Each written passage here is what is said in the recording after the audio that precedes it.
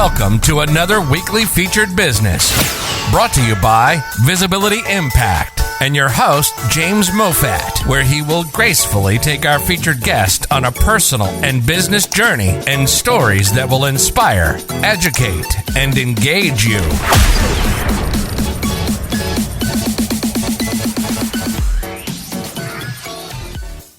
Hello, and welcome to another Friday featured business brought to you by Visibility Impact and your host, myself, James Moffat. Today we have our 146th guest, I do believe, right? Beth McPherson, or should I say, you're Elizabeth Ann McPherson, but Beth is your short name, and that's what you go by. Yeah, that's right. I think it's easier for people to get the Okay, so welcome to the show. Thank and I see in your title there you got Breezy Beth. Yeah, that's because I do a HIT class online, and the PT is from Wales, and he's got loads of Beths and Bethans and Bethanys in the class. And one day it was getting so complex as he was commenting on our different. So I just thought, Breezy, I don't know. It's because I mostly feel breezy. I just thought it was quite a good thing. It makes it so much easy. He just calls me Breezy now. So. I was thinking it could have been to do with where you live. It's very breezy there. It is that as well. Yeah. All right. So Beth, welcome to the show. So I'm just going to take, for the viewers, I take my guests on a journey from their childhood to where they are now, touching on any memorable points that they wish to elaborate on, any pivotal or transitions in their life. And then what you're doing now, why you're doing it, who's your typical audience, and how we can get in touch with you. But what we do have in common as well is we're both in the same book club. So we're going to talk about your book, or your book that's going to come out shortly. What is the book? A bit more about that. And then also about what you're doing. So let's make a start. So before we go anywhere, we want to know where you are. So where are you living and where you're originally from? I'm in Bournemouth in Dorset, but I'm originally from Cornwall, from a small town. So you just moved along the coast? I have, but via a few other places, including London, Hertford, Los Angeles for a little bit, back to London, and then Dorset. So, yeah. All right. So, yeah, I know Dorset quite well. I mean, I went there quite a lot, because I lived further along the coast. I lived in Brighton. And my mum's partner or husband had a place in Dorset, actually in a place called Piddletown. Yes, I know. On the River Piddle. Yeah, it's lovely around there. Yeah, I just remember it by the name. Right. But anyway, a beautiful. And then you've got the New Forest and places around there. Oh, yeah, New Forest is lovely. And the sea. Yeah, it's gorgeous. So a beautiful place. And sandy beaches, not like Brighton. Award-winning beaches, apparently. Yeah. Which get very busy in the summer, which is when I want a scarper. Yeah. Actually, I had a girlfriend also that studied in Bournemouth in the university there. And used to go there. In the summer, it was great with the beaches. In the winter, it's a bit chilly. Yeah, that's where I miss London, actually, in the winter. That's where I think it'd be nice to have a place down here in the summer and then just be in London, because I think London's still got the vibe in the winter. Even when it's rainy, it's still got that. Yeah, there's loads to do. So where did you live in London? I lived all over. I mean, when I first moved to London, I was in Camden, and I always sort of went north, and then I kind of went northwest, and then I ended up in Ealing, West London, which is lovely, leafy suburb. Yeah, I love it. When I was there, I mean, I was there for a few years, but I lived in the East End in Bow. Yeah. And it's again very developed in the East End, and it wasn't kind of shoddy like it used to be. And it was quite a nice place to live. Yeah, definitely. I loved it.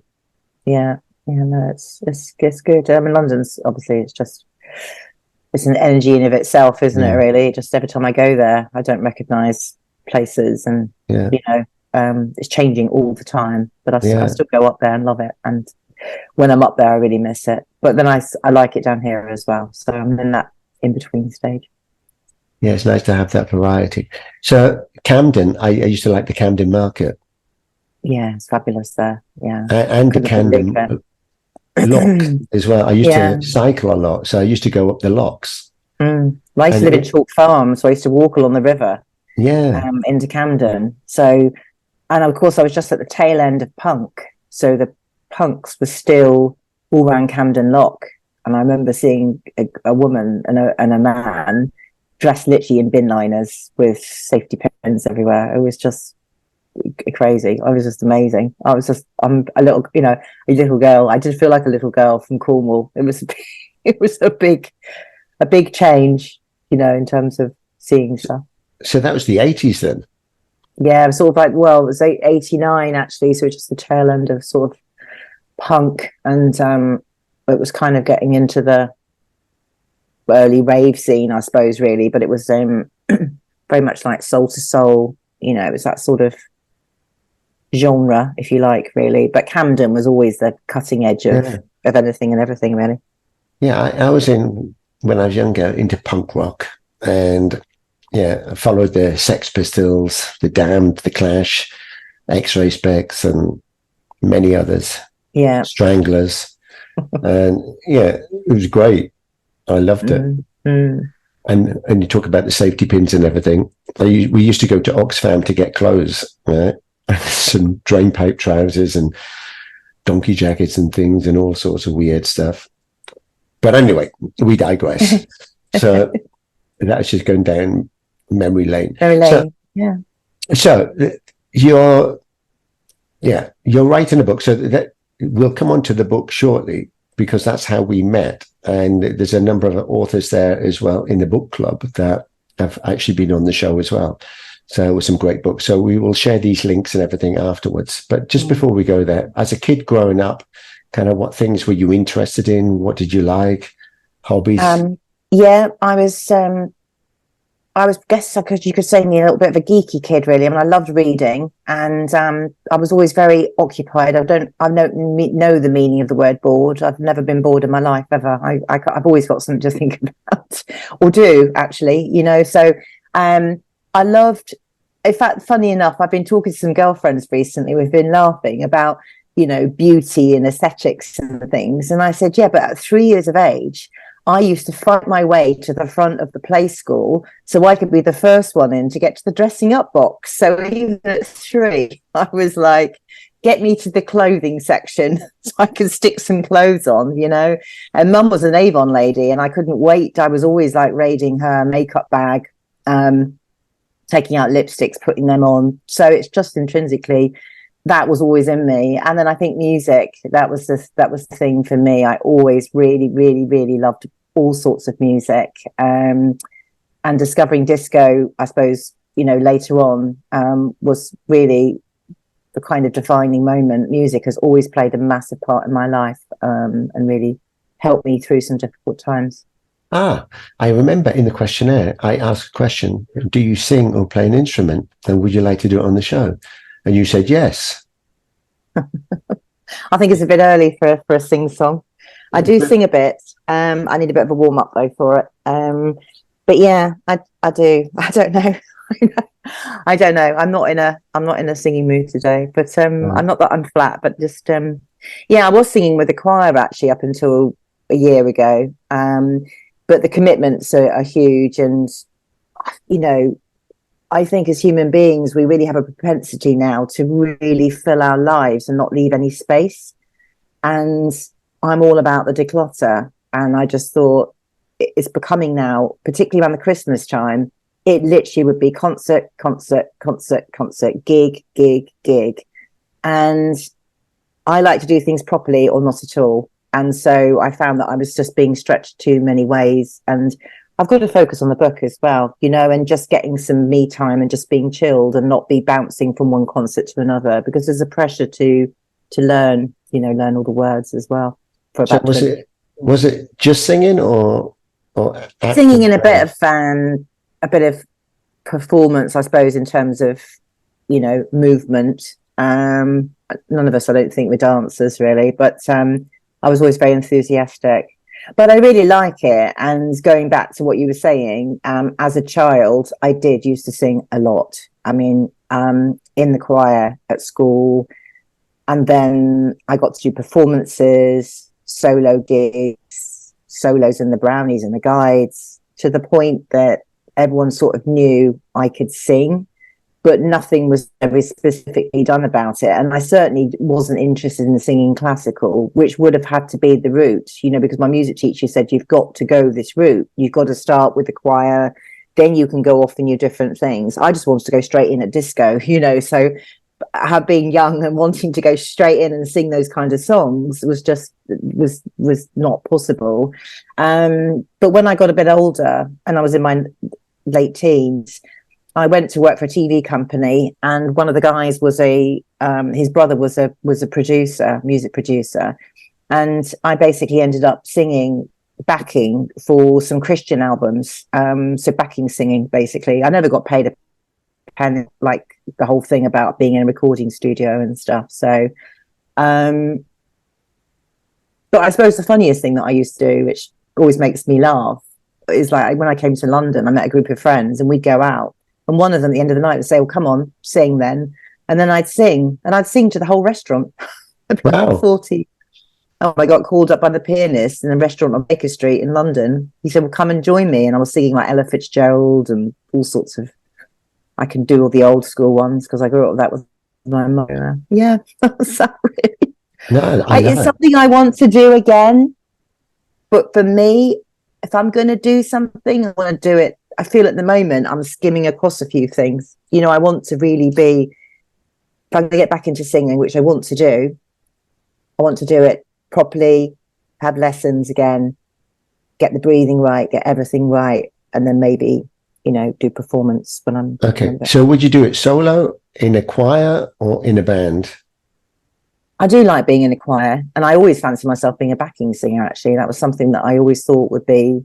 I'm not so keen on coming forward, you know. So I've always thought, often when I listen to tracks now, I love to sing the backing. And I think that would have been very, you know, that would have been something. It's one of the things, actually, you know, we all regrets a pointless answer, but it's one of those things, if you'd said to me, what would you want to do if you interviewed me as a little girl? I always would have said a singer.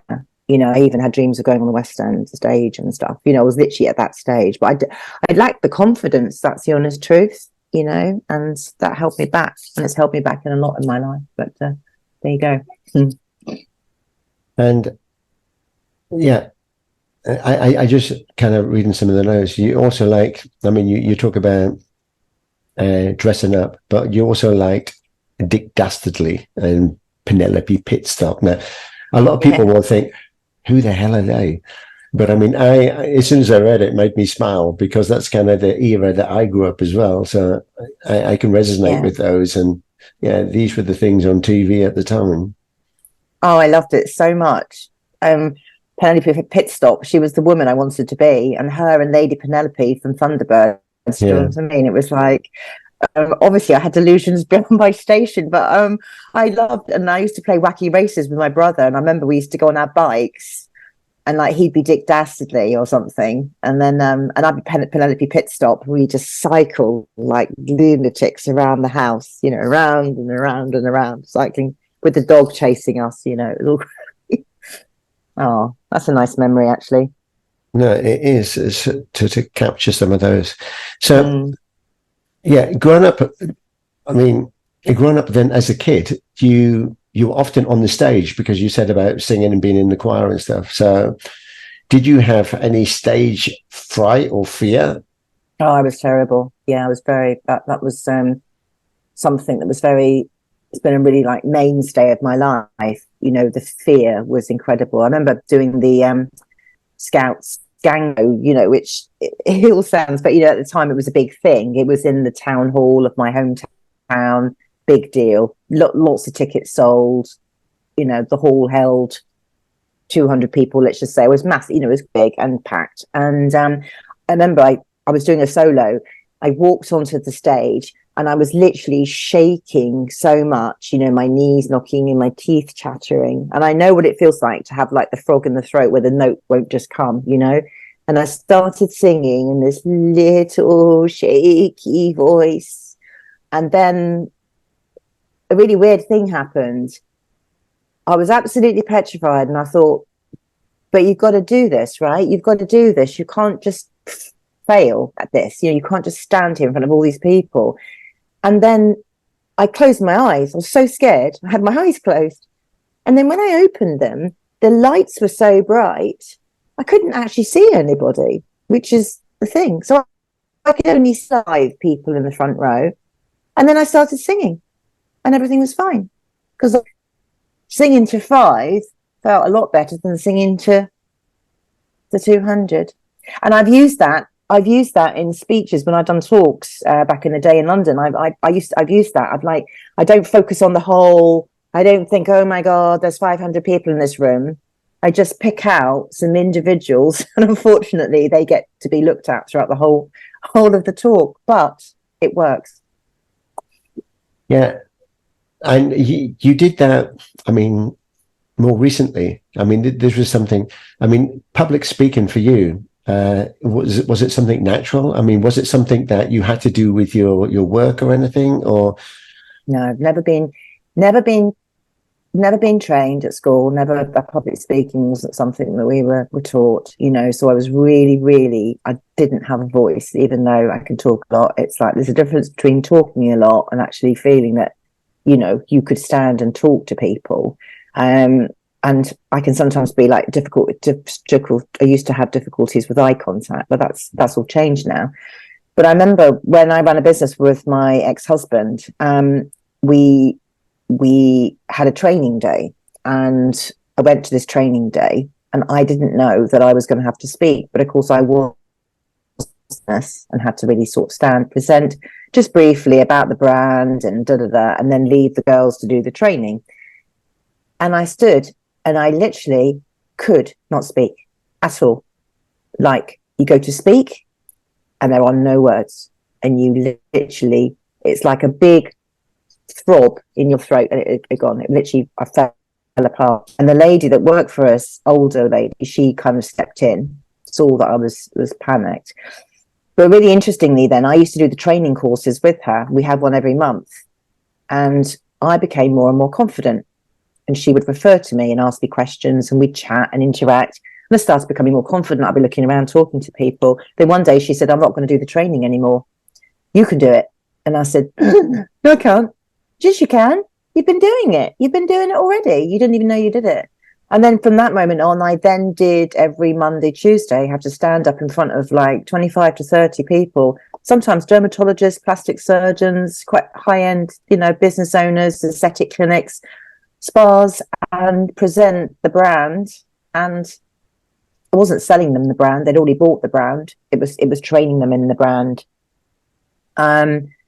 So that was that really. And that was the turning point, I think, really, in terms of me being a bit braver in life, Yeah, so. No, I can feel for you. And you should have done it in the song. You should have sang to them. Yeah, the training. that's right. Yeah. Might have been easier. But I remember just exactly what you said. I mean, growing up as a kid, I wanted to be in a drama class, but I was too scared to go on the stage, which was ironic. I wanted to do it, but I couldn't do it, right? Or believed I couldn't do it at the time. I wanted to be in the choir, but I believed I couldn't sing, because when they asked you to sing a few notes, mine was shocking. They said, all right, off you go. But I wanted to be in the choir. Right. But if I was, I'd have to be in the back row and just mime the words, because as soon as I opened my mouth, they would say, who's that one? Like, get out. So, but you're right. I mean, at school, it would have been really great if you'd had, I mean, kind of drama classes, but for everybody had to take a lead role. And they could be in the background, but come to the foreground and to build that confidence. Because as soon as you leave school, right, and someone asks you to do, like, could you get on the stage and do it? No way, I'm not doing that.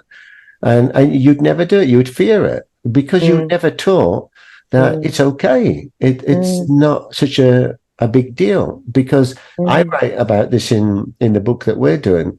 Right? I mean, I was a pitch and judge, and I was happy to be a judge. And I thought, well, you still have to speak there, and people are looking at you, and they're looking at what you say and how you judge people.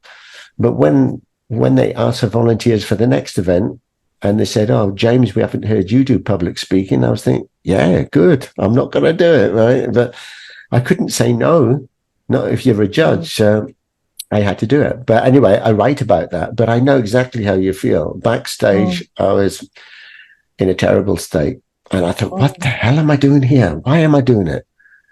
But then exactly what you said, I mean, in your notes, but I mean, what you said, once you've done it, that sense of personal pride that you've done it, that you think it wasn't such a bad thing after all. And that was kind of breaking that mold of believing you couldn't do it to actually doing it. And then afterwards, I didn't care anymore. I didn't care about having to worry about doing public speaking.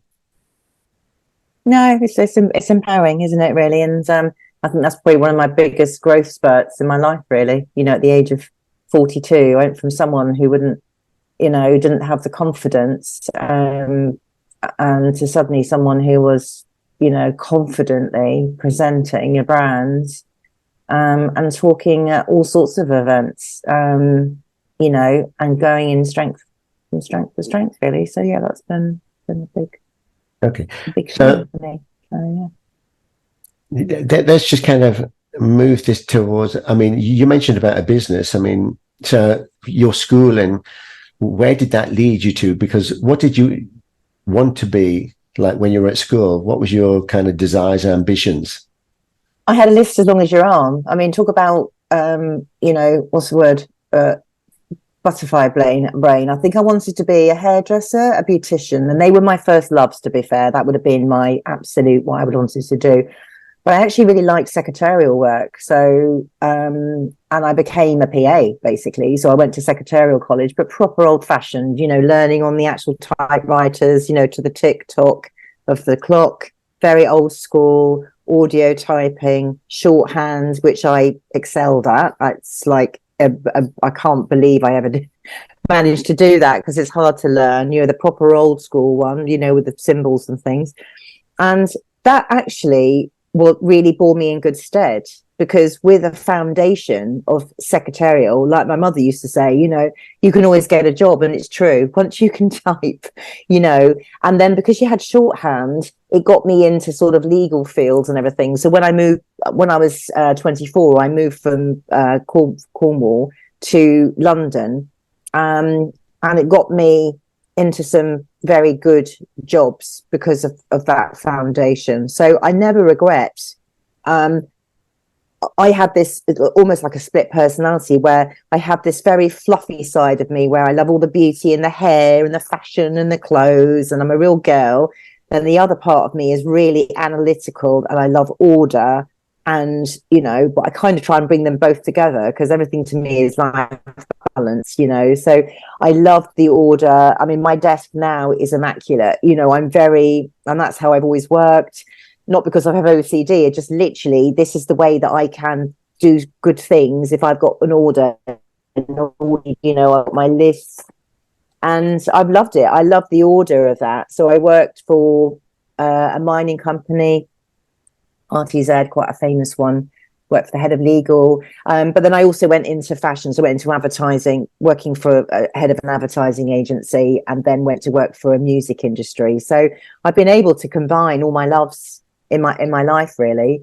And actually, one of the themes when I look back is decluttering. I've been able to let go, move on, let go, move on, never be defeated, let go, move on. And that's been the theme of the life. And I think that's why it's led to what I do now as a declutterer, really. So. Yeah, excellent. As a kid, were you very organized? I mean, yes, was your bedroom tidy? Yeah, very, very tidy. And my mum was quite strict, and we used to have to go to our bedrooms every Saturday and clean our rooms. I wasn't so fussed about the cleaning thing, but I used to do that really, really quickly. I used to just get the duster and just go, woof, woof, woof, woof, and that was done. But I loved creating order. So I take out my drawer, my bedroom drawer, clean the drawer, put everything in all really neat and tidy. Anything broken, boom, it goes. You know, same in the bedroom drawers. My clothes were always, I always like to take my clothes out, look at them. But then I used to get distracted and then start trying them on and then like prancing around the bedroom. But I would then have them in order. So being and doing what I'm doing now is a natural in me. You know, it's like, but joking aside, it was also the savior of me because of my upbringing. I couldn't wait to hide in the bedroom on a Saturday morning, and it was actually my sanctuary. And I came to realize that this decluttering thing, or whatever you want to call it, reorganization, it actually saved my soul. It literally did, because I put my little radio on. I'd sing along. I'd be quite happy. I'd tidy a drawer, do a few drawings, you know, and I stayed in that bedroom for as long as I could, distracted, but feeling really safe as well. And because I created that order, I felt I could survive. It's as simple as that. It felt like life isn't great, but this is helping. You know, it felt good to me that I had this foundation. I mean, the bedroom was quite austere, but I had this order in the bedroom, you know, so that helped a lot. So that was more to do with kind of challenges at home with parents? Yeah, very much so. Yeah, so mum, well, yeah, she had issues and there was stuff going on. My brother and I were both adopted, and we were only young. And I think with the adopted parents, I don't think I think they really struggled being parents and knowing how to parent. And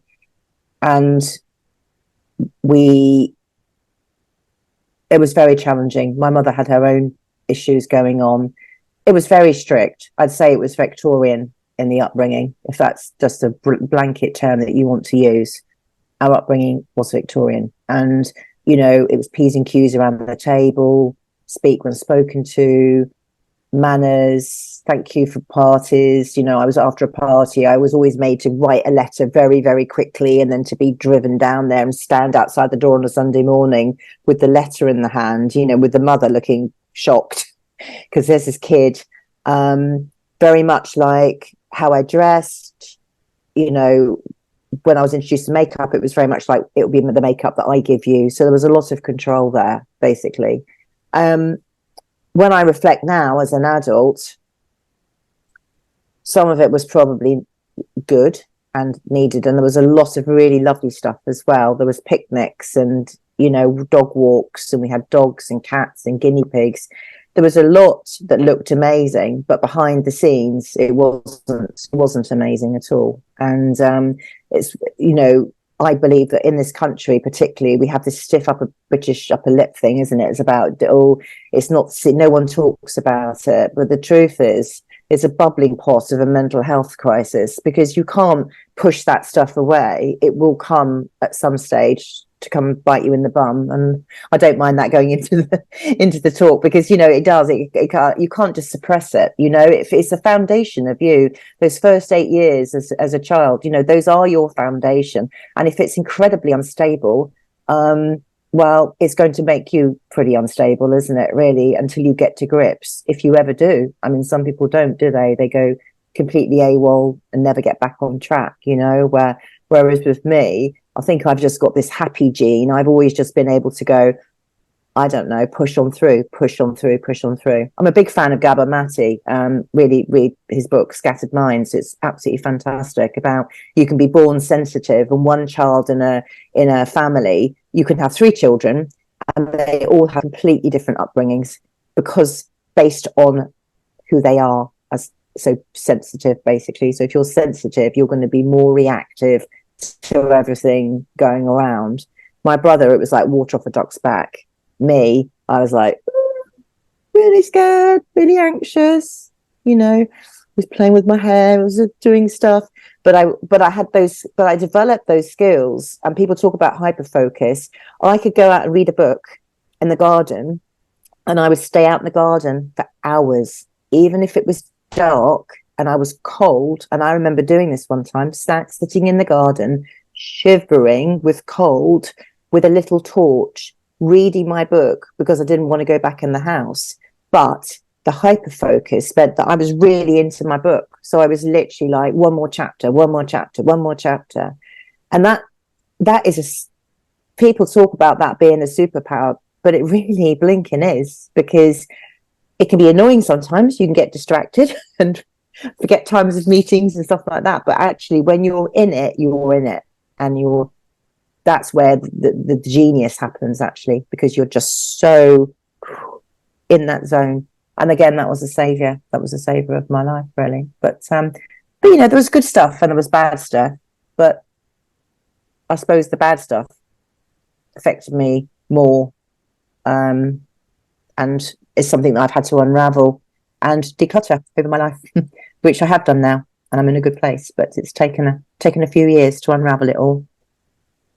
Yes, well, thanks, Beth, for sharing that, because it's not easy. And yeah, I think there's a lot of people, well, there definitely is a lot of people out there, particularly of a certain era, that and the upbringing being very strict, that could share a similar story.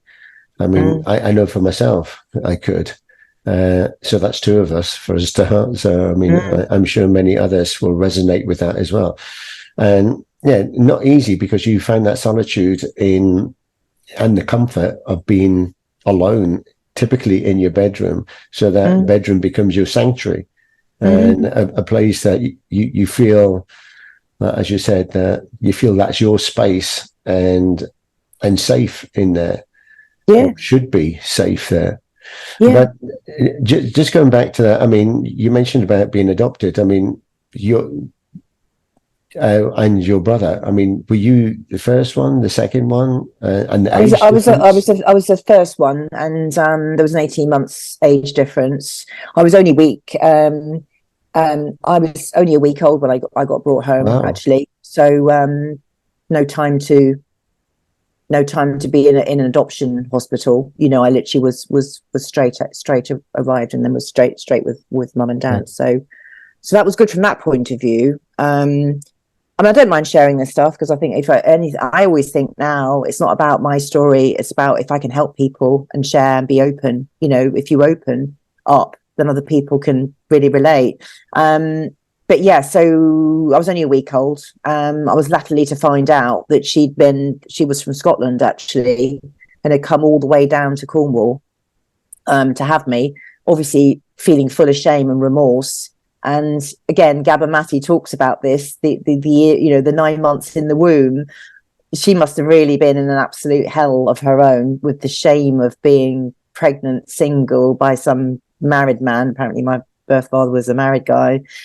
And although he admitted to paternity, he buggered off as soon as he sort of found out. But yeah, I mean, anyway, I'm digressing because it's not a thing. But, you know, it's interesting because during those 9 months, and then the latter months where she came down to Cornwall to have me, to hide in shame, basically. And she lived with her aunt and uncle, and they sort of hid her away. You know, there must have been a lot of turmoil in her mind, and indeed feeding through to baby as well. Yeah. Absolutely. Did you ever get to know your real mum? I have met her. I met her in 2018. It was a really weird thing, actually, because I didn't really ever think that I wanted to meet her. I'm very much about, we are all individual, you know, and I have a very strong spiritual belief as well. So there's no way I'm thinking that this woman's going to be amazing and she's going to be this and that and the other thing. I had no expectations whatsoever. But I had some friends in London, and they had a friend who was a private detective, and he just qualified. And he said, "Oh, I'm looking for a case. There won't be no charge, you know, one try." And they said, "Why don't you just..." So I went to basically Ealing Council, said, "Can you find my birth records?" Which they got from Cornwall County Council. I sat and read them and then burst into tears. It really shocked me. I shocked because they said what a calm baby I was, and that made me really sad, because I haven't always been very calm in my life, and that made me really sad that you know, as a little like this newborn, I was completely placid. Apparently, I was just I looked happy and well. Anyway, got the records, obviously then had the names of my biological parents, gave the names to this detective, and he said, I can't find your dad, but I think I found your mum. I wrote to her, and she was very cold. The response was very cold, and I'm not like that. I'm way more gushy and emotional and, empathetic. And it was very like, oh, I've been expecting this letter. I don't want any contact with you. I don't mind the odd letter. I've got family to protect and they don't know about you. Blah, blah, blah. Very shut off, Wow. How old were you then at the time? So it was towards that 2000 and I think that was about 2012. So not when you were a kid then. No. So anyway, I exchanged another letter with her, and she came back and said, I wanted to ask questions about my birth father. And she just literally flew back about how bad a person he was. She made him out to be, Satan, to be fair. And so, yeah, that didn't really, luckily, and I don't mean this in a grandiose way, I had done so much work on myself that her words did not affect me. But had I been more fragile, it could have actually brought me back, because she was so cold and like literally, I don't want to know you. I've got family to protect. And I thought, well, that means I've got brothers and sisters potentially. I didn't know. Anyway, long story short, didn't hear from her, and I was fine. I was literally like, I don't want to meet this woman. And then suddenly I got a random letter, and she was in Bournemouth, and I thought, well, blimey. Mm-hmm. And then anyway, I met her with her husband, who's lovely, the sweetest little Scottish guy, like with a real gentle. Apparently she only met him 3 months after giving birth to me. So it made me feel a little sad. I thought she'd maybe kept the baby, he was such a lovely, like a really gentle person. You could tell they're good all the way through. Mm-hmm. And I met her in the square, and I'll never forget walking towards, and I could see her. She sent me a picture, and I just felt this incredible emotion, but it wasn't love. I didn't love. I just literally was like, oh, so that's what you look like. And I could see, I wouldn't say we really look alike, but who's to say what I end up looking like? You know what I mean? There was traits there. And she had really dark glasses on, and I thought, oh my God, she's blind. And that really upset me. So that did make me cry. So as I was walking towards her, she had those really big ones on, and I thought, oh, she's lost her sight. And that made me cry. So I was walking towards her, and then she was crying, and then she hugged me. And then we went it was really sweet. They were like, oh, because they're Scottish, both of them obviously Scottish. And she was like, well, do you want to go for a little cake and coffee? I was like, yeah. So we went into the Winter Gardens in Bournemouth. It was just very, very sweet. She just kept staring at me. And she said, I've thought of you. I've gone down to Cornwall, and I wondered if I'd bump into you, which is a bit of a weird thing to say. And then she stared at me, and she'd make comments about my appearance, which I found were very weird. Oh, you look like him. Oh, your eyes are the same as him. Things like, I found it a little bit. And she didn't want to talk about him. And then one minute she's like, oh, he's really bad. And the next minute, oh, he wasn't so bad. It was very disconnected there. But it was fascinating. And I came away with just I've drawn a line under it.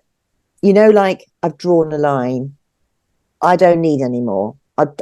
I'm me. She's she. We're not alike.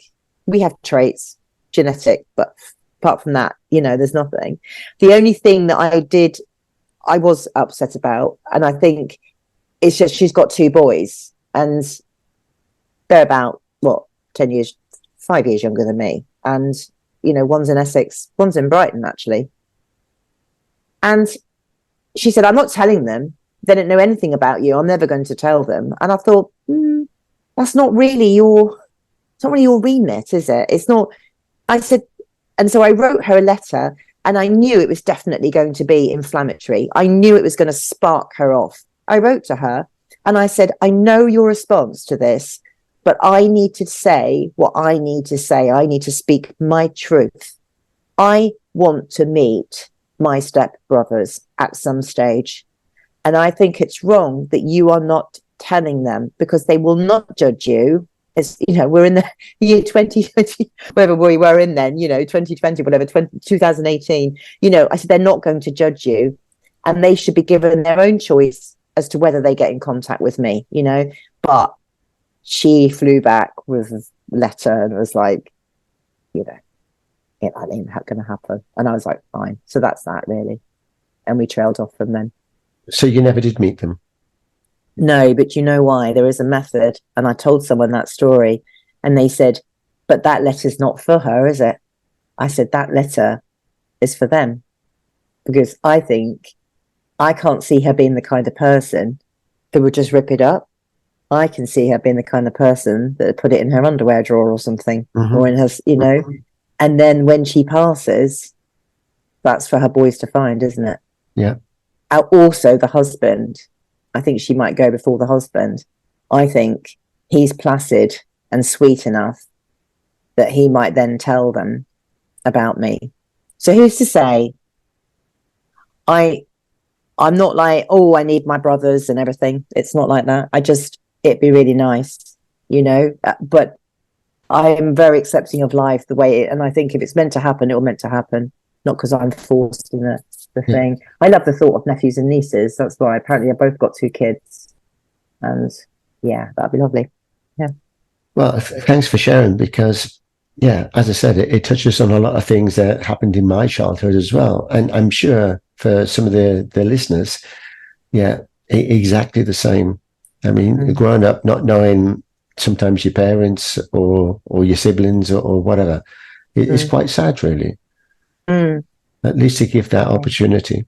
So, we'll move on from this, but just one quick thing: the relationship you have with your parents that you grew up with, how is that? You never would have known there was an issue. It would appear from the outside to be very loving and everything, and it was, but it was also just still very volatile, particularly with my mother. My dad was incredibly placid and lovely, and anything for a quiet life is what I used to say about my dad. My mum was, even in my 20s and 30s and 40s, if people heard the conversations and the way she spoke to me, it was like incredible, and I just literally let it ride. But of course it was really affecting me all the time. I was still very codependent, I suppose is the word, but very much like not allowing her to be that way, literally. But you touched on my father. So Dad got ill in 2007 with cancer, and the diagnosis wasn't good, and we knew he was going to pass, and he passed in 2009. And my dad was a very quiet man. He wasn't very demonstrative. If you went to cuddle him, he'd be like, oh, awkward, He loved me in his own way, but it was awkward for him. When he died last week, it was 2 days before he died, actually, and he fell, and it was awful, and I was really upset, and I was in the loo with him, trying to help him up, trying to get him up, and I shouted at the door to Mum to call the ambulance, because we couldn't lift him. And I lay there with him, and I knew he hadn't got long, literally, it was really sad. And I said, oh, Dad, and I was down on the floor with him, and I sort of nestled his head, and then I said, oh, Dad, I love you. And he said, just do something for me. He said, make sure that you're happy, be happy. And it really hit home, because I thought, I'm not happy. I'm not happy.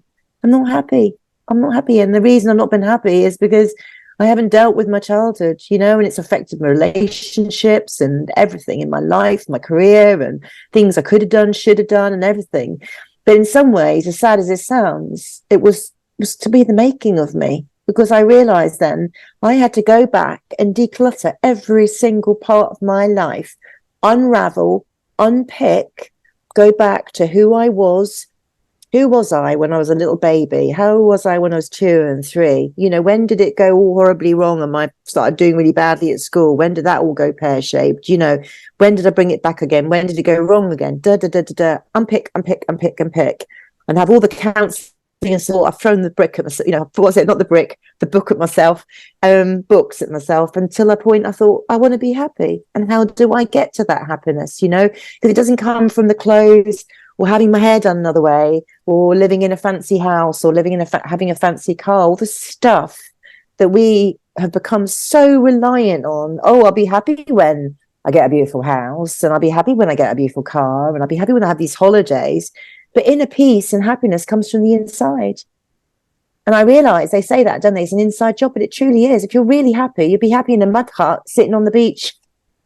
Sometimes my happiest times have been when I've struggled financially and I've just been sat on the beach, just watching the sea, or watching some dogs running around, or being with my dogs. They've been the happiest, most joyful times of my life, But there is a really happy side to the story, because I confronted my mother when I was 49. I'd read The Secret, actually, and I'd started to read a lot of books like that, 𝗚𝗨𝗘𝗗𝗏, and everything. And I realised, and I just turned to her one day, she said, oh, you're really funny with me and your attitude is really bad, and da-da-da. And I said, well, where do you think that is? And she looked at me and she said, what have I done to you?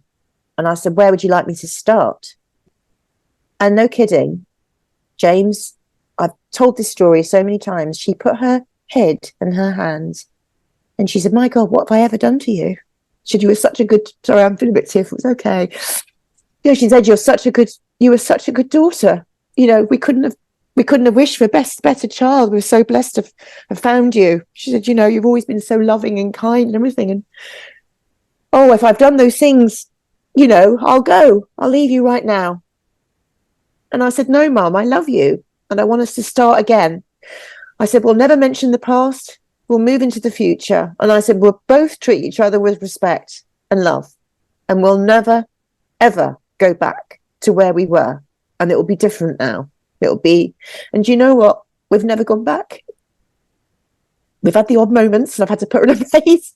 But the difference is now I've got my boundaries in place. If she speaks to me really badly, and she did in the first year, back to the days like she used to, I used to just get up and go and leave. Sounds like bad, treating her like a child. But literally I was like, right, okay, I'm leaving. She'd be like, don't go. I said, no, I've told you before. We can't do this anymore. No more. I'm a big girl now. I'm in my 50s.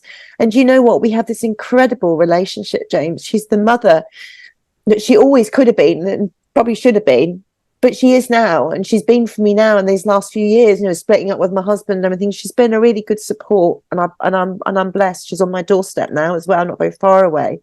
And she's 89. She's an incredible, strong woman. And I admire those strengths in her. And there's a lot to be admiring her, and I love her. And I know my dad will be really happy that we've got such a good relationship. And I do. I love her. I don't dread seeing her anymore. I love her. And that's the truth. So, yeah, there you go. A beautiful... You can heal. You can heal from anything, A beautiful, beautiful story. And, yeah, quite emotional. I mean, I feel it when you're talking about it. So, yeah. But I'm glad, because it was kind of a wish that your dad wanted you to have, was to be happy. Yeah. And you kind of made the peace with your mum. You made her wake up and realize kind of the errors of her ways, and that she could appreciate you much more if she could understand you. And you did it. I mean, you kind of broke that ice and then made a relationship how it should have been at the beginning. So congratulations on that.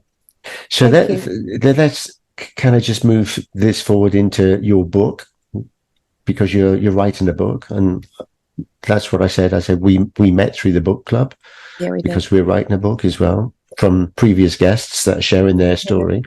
And I tell you, some of the stories that people share are absolutely amazing, because it touches on us, that emotional connection. That's what makes us human.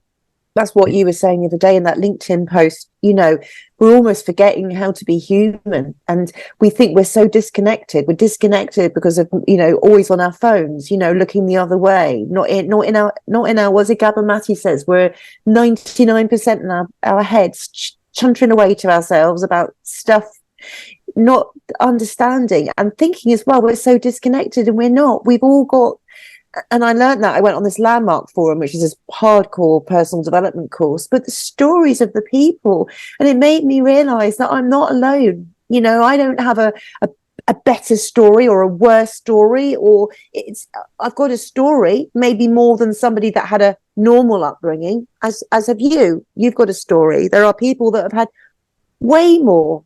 You know, there was lots of light in my life as a child, as well as the dark bits, you know, and I'm grateful for every bit of it. And so that's why I want to share, because I want to say it's not, you know, it's nothing's insurmountable. Everyone has a story, and if you share it and you can help somebody work through, you know, and know that there is light, you can get through anything, and it comes from forgiveness and love, really, and human connection, you know, soul connection. Absolutely. I mean, it's not just about telling a story. I mean, we're sharing stories. I mean, we do it naturally. It's kind of a God-given thing that we do every day, yet we don't realize the value of it sometimes. I mean, if you think about the people you meet, I mean, sharing stories like this is magical. I mean, we share stories for everything from the moment we might wake up. I mean, even in our dreams, the stories. So we never are without stories. I mean, when we're down the pub, we talk about things, it's stories. But it's also fascinating not just to share your story, but also to listen to other stories, because that's where we see the connections. And that is something that can be spontaneous. You could talk to a complete stranger and feel that connection because of a story. And this is the magical thing about sharing stories. Yeah. That's why I do it. But just on that, the reason why we do these shows are for 3 reasons: to inspire others, you're definitely doing that; to educate, for what you do, and particularly what you're going to talk about next is very educational; and the last but most important is to bring hope, because there's many people that will watch or listen to this, and it brings hope, because they're either going through something similar, have been through something similar, or are yet to go through something similar, and there is a way out, and you've shown it.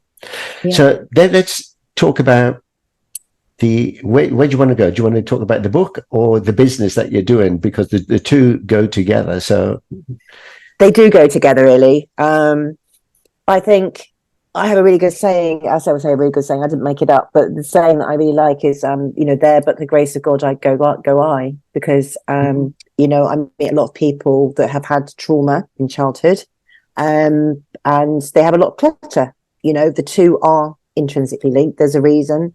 I know, again, from, you know, psychology, that we as children go into what's called the 4 Fs. So it's the fight, the flight, the freeze, and the fawn.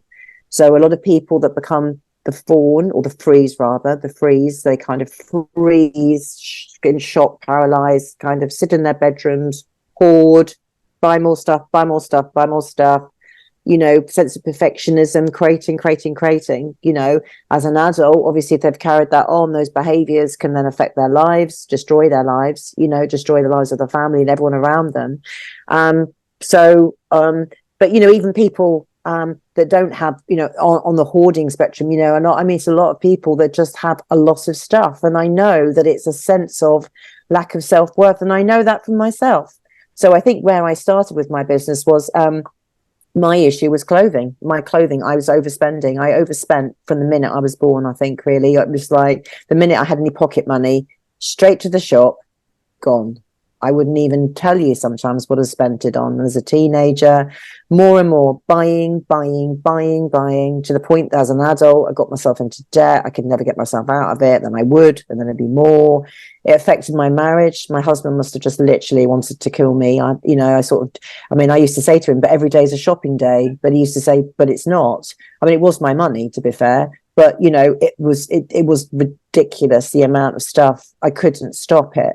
And because I was deeply unhappy, and I was getting that fix, you know, from the shop. from the dress shop, from the buying of that item. Of course, very quickly, the minute I got home, guilt was set in. And then I think when jumping it became an addiction then. I do, a total addiction, no different than any other addiction, to be fair, so I had that many clothes, didn't even know half the time what I got. Some of them would be falling on the floor, I couldn't even remember. I remember buying exactly the same blouse one time, exactly the same blouse, and it showed that I wasn't really in my mind. But I've always loved clothes, so it is, and I still do, so don't think I don't. I have a lovely wardrobe. We better watch out today because it's Black Friday. It is, yeah. I'm not into that. Well, see, that's the thing. This is where I don't know if I had the shopping gene, it's gone. It's like it's come out of my head because I've come to realize the work I've done myself, this stuff doesn't matter. I've got to, I don't care about this stuff anymore. Yes, I have some nice clothes and some nice boots and I go, oh, they're very nice. But I no longer think shopping's a hobby.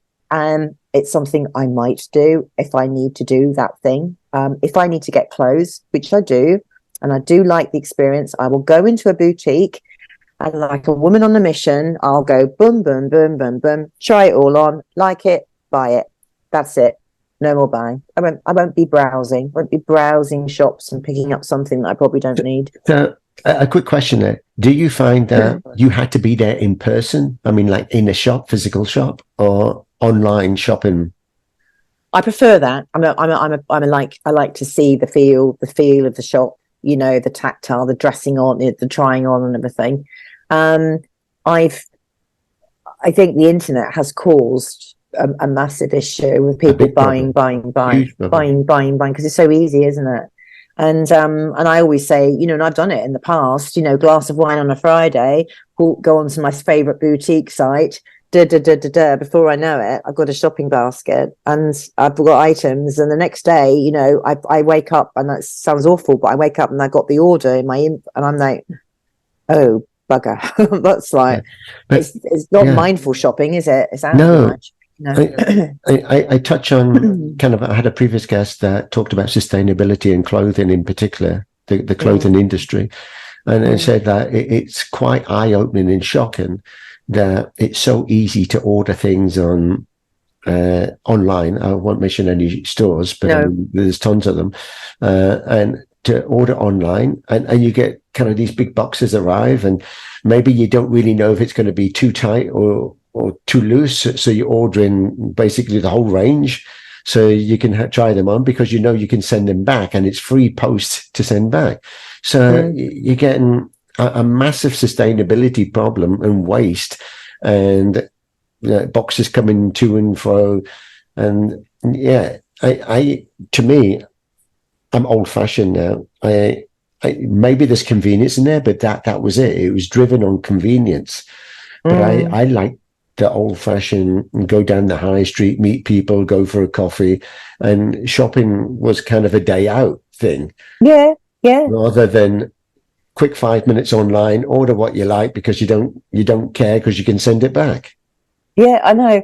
And it's interesting actually, because my mum was a big shopper and she loved shopping in all the boutiques and everything. So I definitely got that flavour from her, don't buy quality over quantity, which is good. And she had really great taste, so that's really good.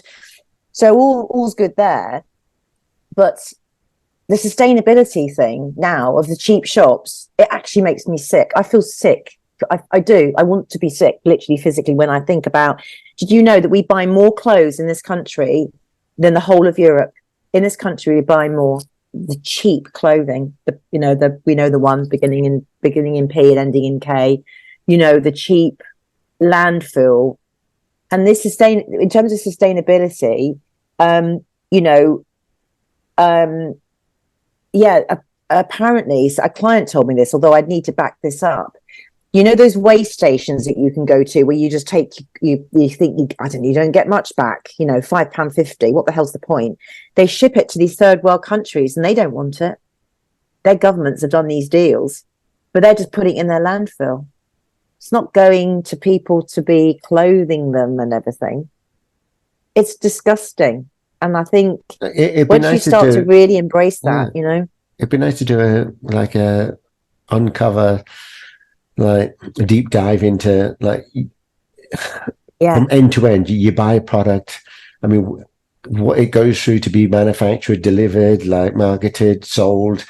It's in your wardrobe. You wear it, then you take it to one of these clothes banks, right? What happens to it? Where does it go? And where does it end up? I mean, I think there needs to be. I think it'd be shocking if we actually knew.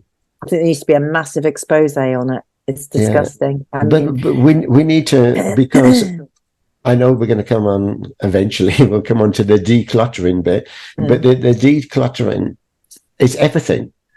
Basically, it's kind of an umbrella in the way that decluttering is decluttering your mind, your home, the way that you live your life. Yeah. I'm all for sustainability. You know, less is more. We don't need this stuff. We've become so. You look at these other countries, and I know you could say, "Oh, it's because they've never had it." I don't think that's the point. The thing is, they're just inner happy, aren't they? You see these kids playing in muddy whatever in a field or whatever, but they're happy, aren't they? Just kicking a football around. You know, they don't need stuff. We've become in Western society attached to brands. You know, and even I have to say, I'm not into brands at all. I couldn't tell you one brand from another, and I'm really not interested because that's the essence of you. My God, you know, it's. I remember in the questionnaire, I mean, there's so many things in the questionnaire that we're not going to have time to touch on, but I mean, just one thing in particular. I mean, as kids, exactly what you said. I was happy, like with a box of marbles, right? Yeah, and you talk about marbles as well, but I mean. Marbles, you can be very creative. I mean, I used to play with my brother like soldiers, and he would have his soldiers, I'd have mine, and we had to have some marbles and a dice, and you throw the dice and it lands on 5 or whatever, so you can roll 5 marbles at his soldiers to try and knock them over. And but these were fun and easy, no bloody computer games, and excuse my French, that crap. Right. Yeah, totally. I'm 100% on side there. I think there's going to be a massive backlash. I'm hoping and praying for it, because I remember going to camps. I remember raiding a boys' camp once with my friend, and I remember laughing so much that I couldn't run. You know, when you're like, because you've gone in their camp and they've made a camp and they've got a few old saucepans and frying pans, and they thought they'd made it all secretive, and we found it and we like wrecked it a bit, you know, and we were running across the field, and I remember laughing so much that I can't even run. I'm in my welly boots and I'm trying to get over the gate. It's so simple. That didn't cost anyone anything. It's beautiful. Love it. And like you say, the marbles, I loved marbles. I was fascinated with all the colours. I always used to collect them, put them in jars, look at them. My brother had soldiers, which I loved as well. It's the simple things, isn't it? You know? It is. I mean, it's like having a dinner party or going down the pub. I mean, I used to love like all the different jobs I did. There was always something funny happened during the day. And it's just getting back to your colleagues or down the pub with your friends or a dinner party or something. And I was not into really telling jokes. I thought jokes you either like or you don't, but telling a funny situation story. I mean, because you know it, I'm telling the story and I'm laughing before I'm getting like to the punchline, right? Yeah. And then they're laughing at me, laughing, and then saying, "Come on, you get there." And I say, "No, there's an art to telling the story, so you keep them in suspense, and but you're building it up and building up, and people, even strangers, want to come and listen to the story, and." But it's so good that the laughter that you have. I mean, I don't know if I can express the feeling of that laughter as an adult that I used to have like in my teenage and adolescent years. Then if I can look back in the last 10 years, have I laughed like that so hysterically that like, I'm like peeing my pants? Like, no. And we should be doing this, maybe not every day, but at least once a week or something, because that, I think that will cure so many ailments and problems and challenges that people have if they have a damn good laugh. I mean, I'm not saying totally. Not laughing in a kind of fake kind of way, but something that really brings out that love and that passion and that happiness. And at the end of the day, that's all we desire, is the happiness. And it's not about, as you said, the materialistic things. and keep buying things because that makes you happy, because it doesn't really make you happy. No, I totally agree. In fact, I was with a client the other day, and we were having a laugh. We were talking about our escapades, sort of in London, and I was like in my early 20s, and the stuff that we got up to, you know, London, you know, and obviously sort of worse for wear on a Saturday night. And we were telling I was telling the story, and you know, when you can't get your breath and you're crying so much about this thing that we did, and how we'd end up with, like, I don't know, like one day we woke up and we found found a sheep, not a real one, but a model sheep in the bedroom, and none of us could remember like what it was. And it was like, you know, traffic cones and silly stuff, you know what I mean? And you just yeah, traffic cones, haven't it? Yeah, and we'd be like, who brought that home? And actually, I was with my friend a couple of months ago, and we were talking about that, and we were both crying with laughter. And it's such a lovely thing, isn't it? And that's so good for you to. I mean, yeah, I mean, just digressing a bit. I mean, the things that we used to do as kind of adolescents, with our friends. I mean, when it was someone's birthday, yeah, we would order them a blow-up doll, and it'd be sent around the house. And the parents would want to know, like, what gift did you get? What's this? And it's a happy birthday, and you open up and there's a blow-up doll inside. I mean, the things like that. I mean, it was so funny. And then the traffic cones, we'd pick up the traffic cones. Remember, in a car park, in a supermarket car park, where everyone's finished, we were messing around in the trolleys, right, racing with the trolleys, like go-kart racing trolleys. Right? But one of us would pick up an old traffic cone and then shout through it because it had the hole in the end, and it would really amplify everything like a megaphone. So it's like, this is the police. And then we're looking around, and then we heard, no, this is the police. And I thought, shit, what's that? And it was the police that turned up because we've been reported for messing around in this car park, pushing the trolleys around. So, I mean, the funny things you used to do, but sharing the stories with your friends after was so good. Oh, there's, yeah, really. But anyway, we need to move on, otherwise we'll be here all day. So tell us what you do now, and in which order you want. So what you're doing now, because it's all about decluttering, but what are you doing? How'd you do it? Who'd you do it for? Where'd you do it? Why'd you do it? Yeah. And then we'll wrap up with the book. Yeah, lovely. Okay, so I'm a professional declutterer, and I started the business in 2019. I was having a play at it before with a few friends and family members, actually, but then 2019 started. So basically, I help people let go of stuff that they no longer need. So it could be including partners. Yeah, sometimes. We do talk about that. You know, sometimes there's been women, you know, obviously could happen to men as well, but you know, women tend to engage me, and you know, they'll be talking, and you can tell there's stuff going on there, you know, that it's causing issues and everything. I mean, it's extreme in terms of who I deal with. So I worked with one lady, for instance, who's split up from her husband. She's retained the marital home. Over the years, it's quite neglected. And she got an estate agent in, and they said, you need to declutter before we sell this through. So basically, I've worked through every single room with her, taken loads of stuff to the charity shop, put other stuff aside that she takes to the tip, found her a painter and decorator who's now going to paint the house and spruce it up a bit, did a mood board for her. Another client, she was leaving her property, wanted to sell her property. It was beautiful. We rearranged a few things, and sometimes it can be just like clearing a dresser and just having less on there as opposed to more. Got the red house ready for photographs, sold very quickly within days, then helped her declutter to the point that she was just left with everything she needed. And then on house, I think it was about 2 days away before house selling day, I was there just helping her. They had some skips in, loads up the skip for them. On the other side, I work with people I work for a family where all the family members are autistic. Excuse me, so they have problems with clutter, and they do hoard. Both parents had very traumatic upbringings, very traumatic. So The mother knows she's got a problem with hoarding. So I've been working with them for about a year, actually, and I do PA work for them as well. So just support, just to keep her a bit calmer.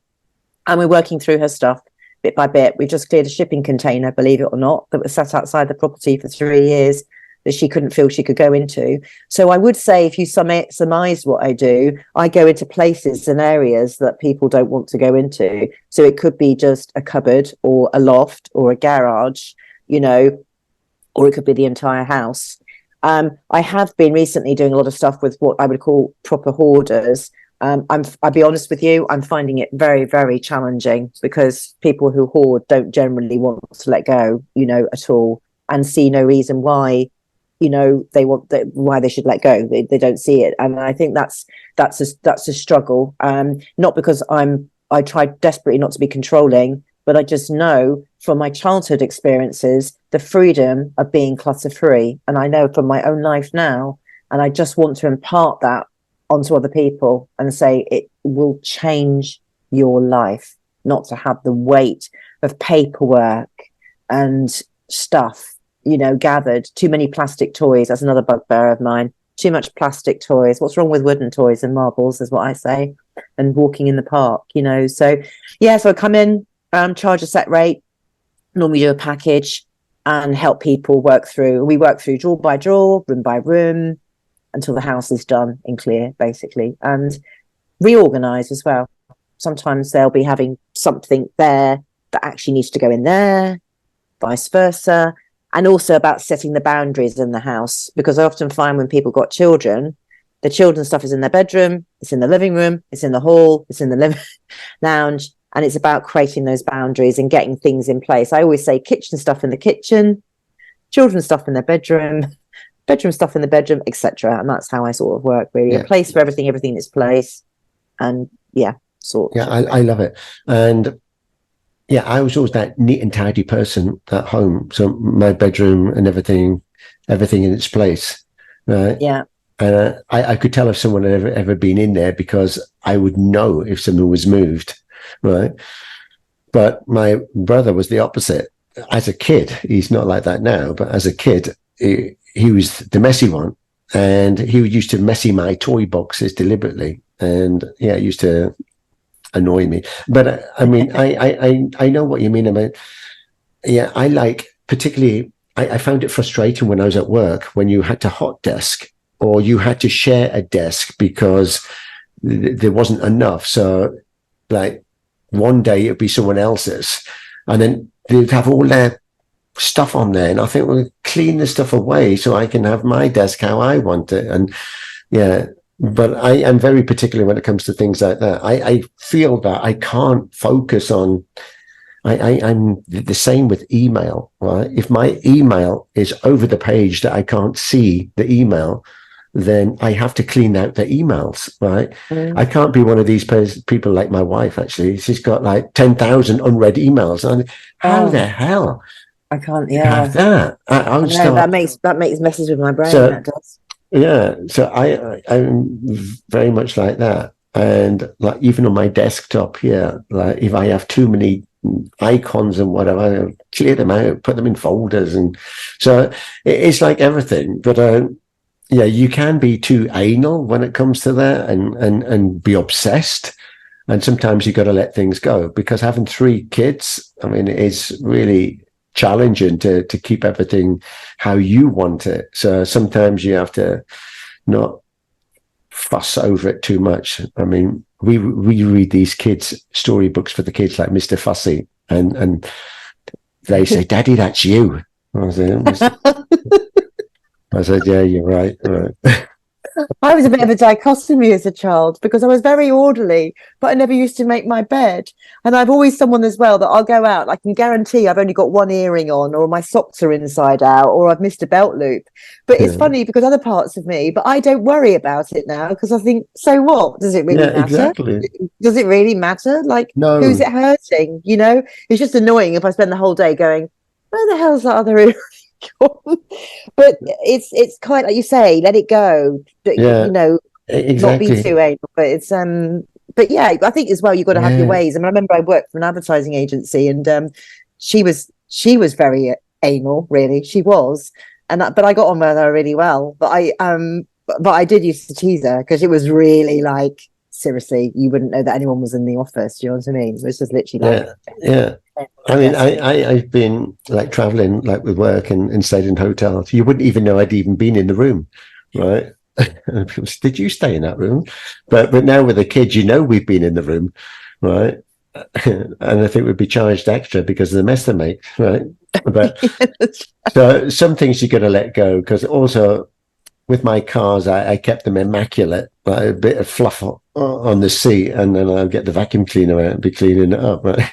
But right now the kids' sticky fingers on the windows, and don't let them eat croissants in the car, whatever, right? That's the worst thing. But sometimes you just got to let it go, because I would get so stressed. I'm the one that's suffering. No, just let it go. I'm not saying I like a messy car, but there's a time and a place for like cleaning it. Well, I think even with my job, I've got a car that obviously doesn't look that great on many occasions, and it used to upset me, but I have to say I don't really bother now, because I think it is a working vehicle at the end of the day. I am putting stuff in there. I can't just be getting it cleaned every week. That would cost me a fortune. So I just do think, let it go. I like to get the outside done, but the inside, could be a lot to be desired. Yeah. So let's just wrap up kind of the business. So the business you do in Dorset? Yes, in Dorset. And it's in the kind of surrounding area? You do in person? In person, face to face. So I will set dates, times. We set times together, and sometimes 2 hours, sometimes 3 hours with the particular client. And I take their stuff away for them to charity. Donate. I'm in with a sort of homeless charity, so I donate to them a lot. And you don't find any. Sorry to interrupt. You don't find any nice antiques under the bed or something? So I found for one client a £12,000 ISA that she'd forgotten she had. Wow! So that was quite nice. She was quite shocked. That was in a pile of paperwork. So you gave her a couple of quid for it? Yeah, that's right. Another client, she had loads and loads of pennies and 2 pences all around the house. I collected them diligently, cashed them in for her, and she had £250. Wow. So she was happy. Come here so you can find some money, right? Yeah. Another client.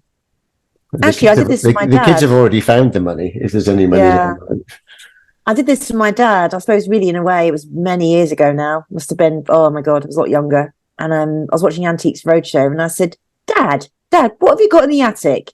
He said, oh, not much. I said, haven't you got one of those railway sets? He said, yeah, I've got a Hornby model railway. Oh, yeah. Anyway, long story short, he took it to the local auctioneers, and it was worth £550.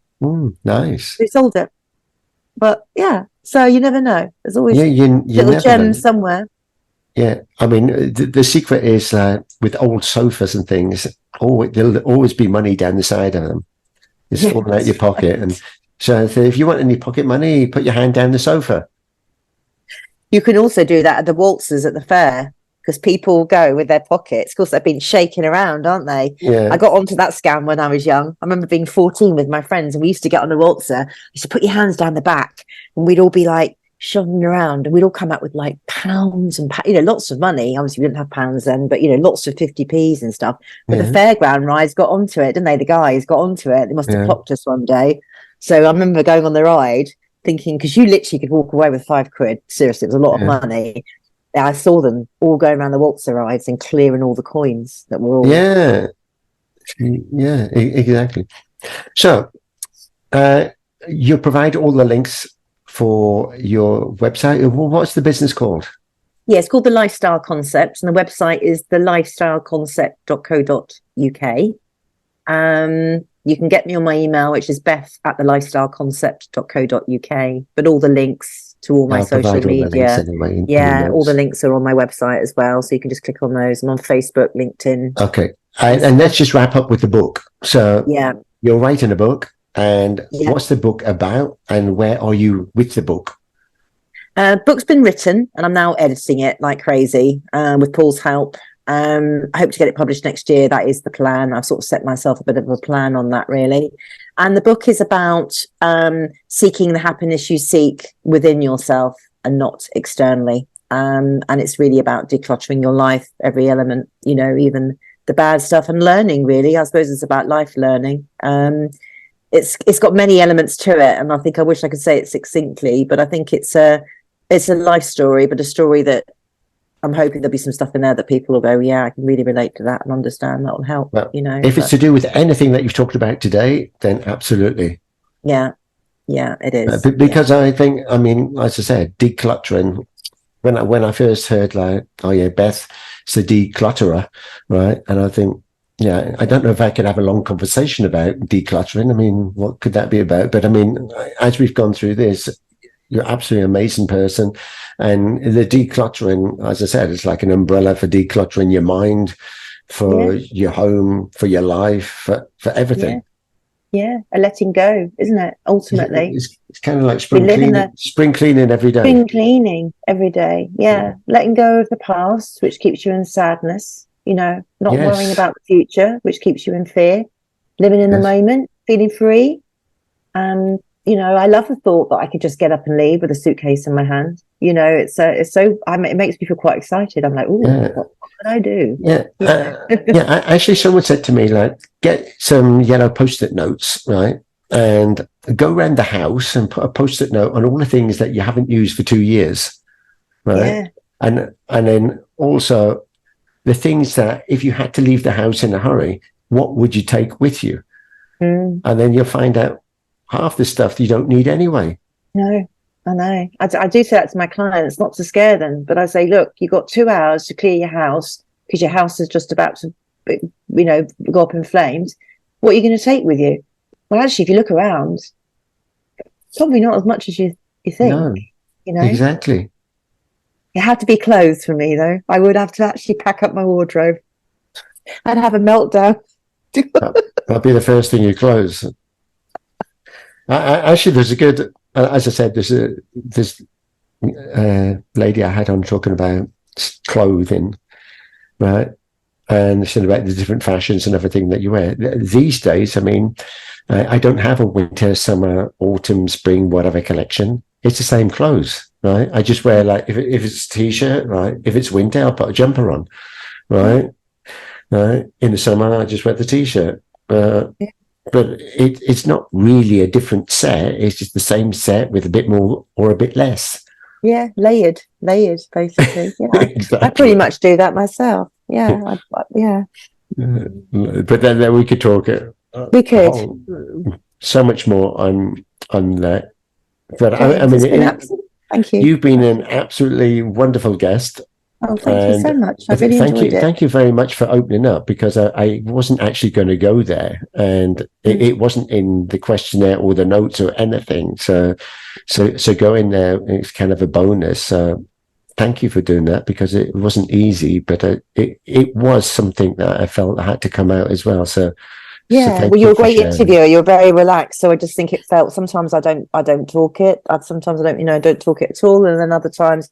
It depends. Even with my clients, I share if I feels appropriate, to help them and everything, because I have an understanding of them, and if they know that I have that understanding, they know that I'm on their side. So. Yeah, exactly. I mean, it's not about tricking or catching people out. It's just about opening up and sharing something. And if you're feeling comfortable that you want to do it, I mean, as I said, sometimes you can talk to a complete stranger and share more. But anyway. On that note, you have been our 146th wonderful guest. Wow. Right.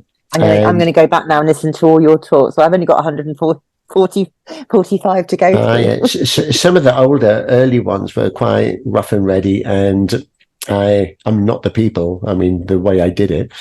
And I used to try and get an audience, right? But then I found the audience distracted the guest and myself so much, and then there'll be technical problems. So I prefer one-to-one, and then you can share it with whoever you want. And it's much, much better. And also I can ask you, and I can see where kind of the story's going, that I want to ask you more or whatever without being disturbed by the audience. Yeah. Which format is it best to watch you on? Is it Spotify is the best one, is it? Yeah. So I have it on YouTube. There's a YouTube channel, so I'll share all the links as well. with you, and then it automatically copies to Rumble. Yeah. Right. For some discussions that are seen as taboo. Well, it's just a discussion. I mean. Yeah. And then the audio, is copied to Spotify, so you can listen in the car or wherever. Lovely. Or when you're cleaning the house with your headphones on. I love YouTube actually, so I'm happy to go on that. That's wonderful. Okay. Thank you so much. Thank you. Breezy Beth. Yes. Yeah. Thank you once again. I am now. Yeah. Thanks, James. It's been absolutely lovely to connect with you. Thank you very much. We'll see each other in Publishing Mastery. Yeah, we will. Yeah. Okay. Yeah. All right. Take care. Have a good weekend now. Thank you. Bye. You. Bye. Bye. Wow, that was another featured business brought to you by Visibility Impact. If you'd like to be our next featured guest or learn how James Moffat can help you leverage on the art and power of interactive storytelling for your business, reach out and schedule a call now.